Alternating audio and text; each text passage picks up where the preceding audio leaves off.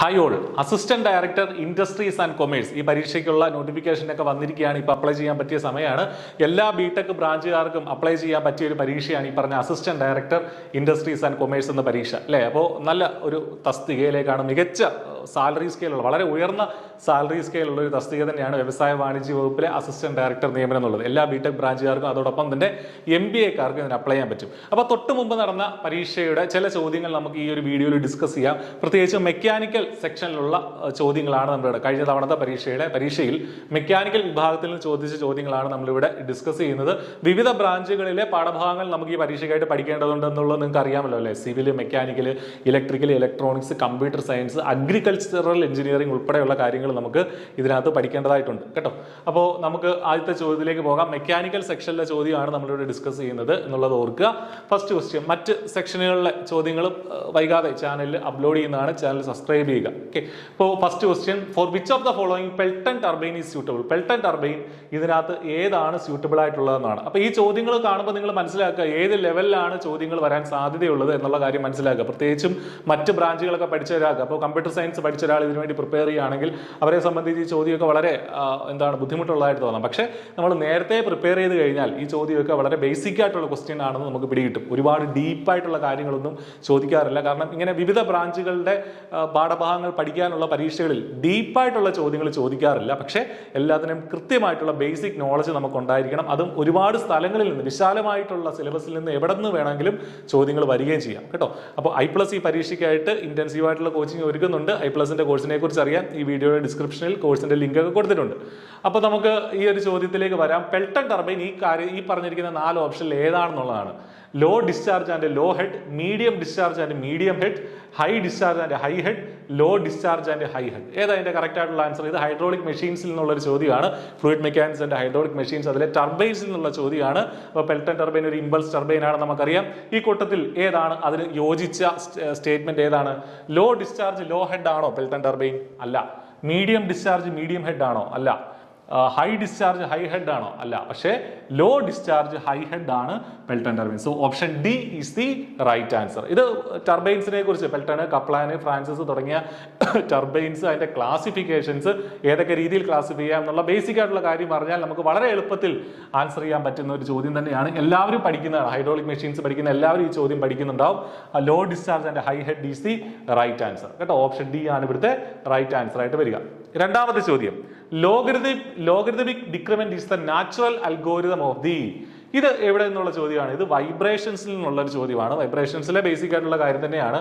Logarithmic decrement അത് എന്തിന്റെ natural logarithm ആണ് എന്നുള്ളതാണ് നമ്മളോടുള്ള ചോദ്യം. അപ്പൊ ലോഗരിതമിക് ഡിക്രിമെന്റിന്റെ ഡെഫിനേഷനിൽ നിന്നാണ് ഈ ഒരു ആൻസർ വരിക. ലോഗരിതമിക് ഡിക്രിമെന്റിനെ നമ്മൾ ഡെൽറ്റ വെച്ചിട്ടാണ് എന്ത് ചെയ്യുക, ഡിനോട്ട് ചെയ്യുക.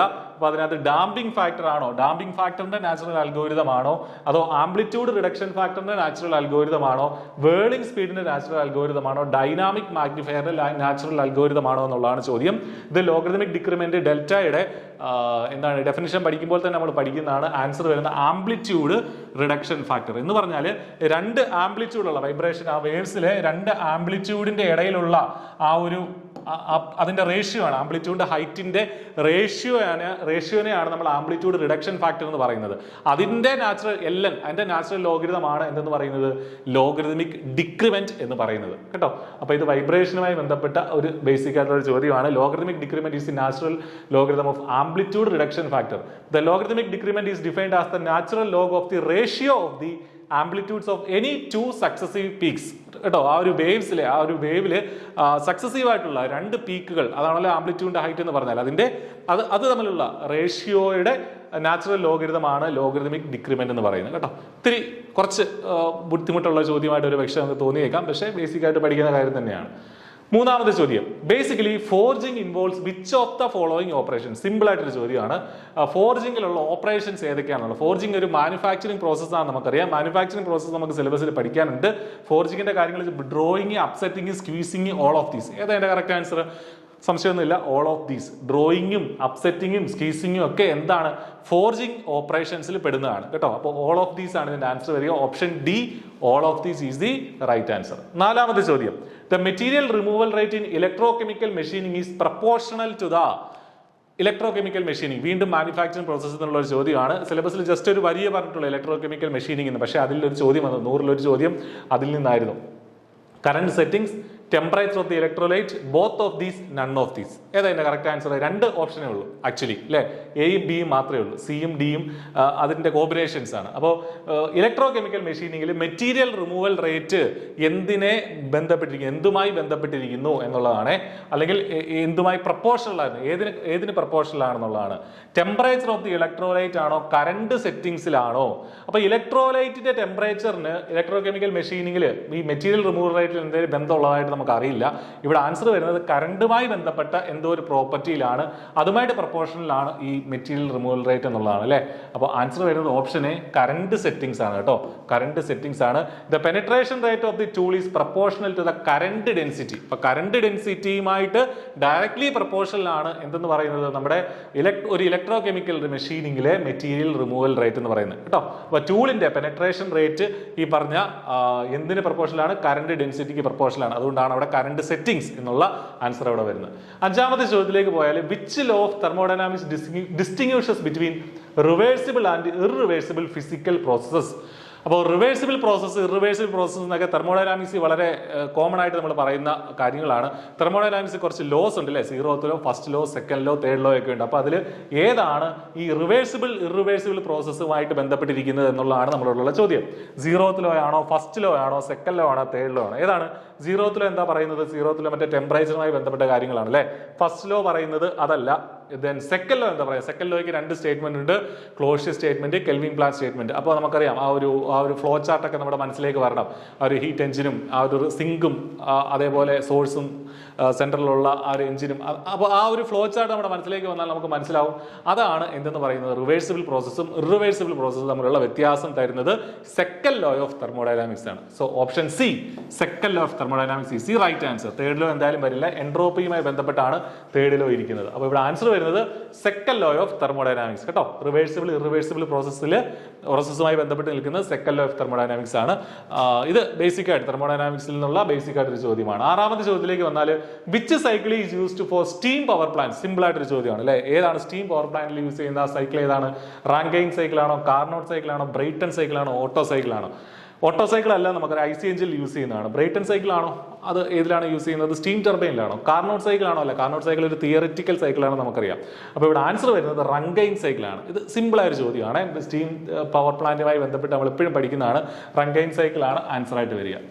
7ാമത്തെ ചോദ്യത്തിലേക്ക് നമുക്ക് പോയി കഴിഞ്ഞാൽ, which law States that intensity of pressure at a point in a static fluid is equal in all directions?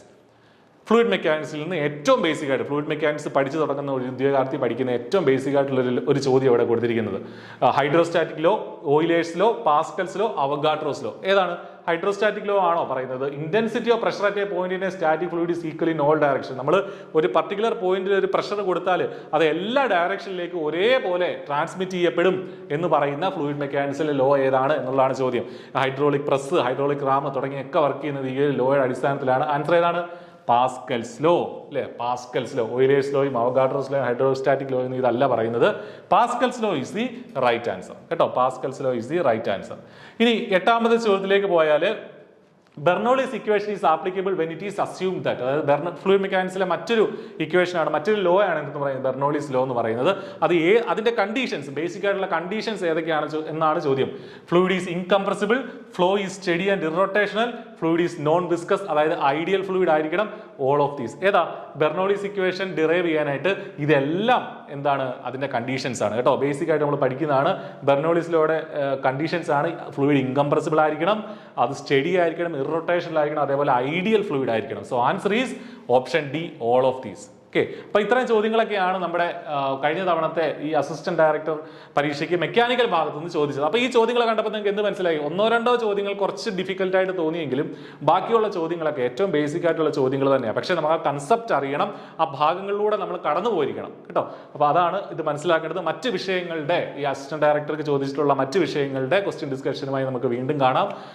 എല്ലാവരും നന്നായിട്ട് പഠിക്കുക. All the very best.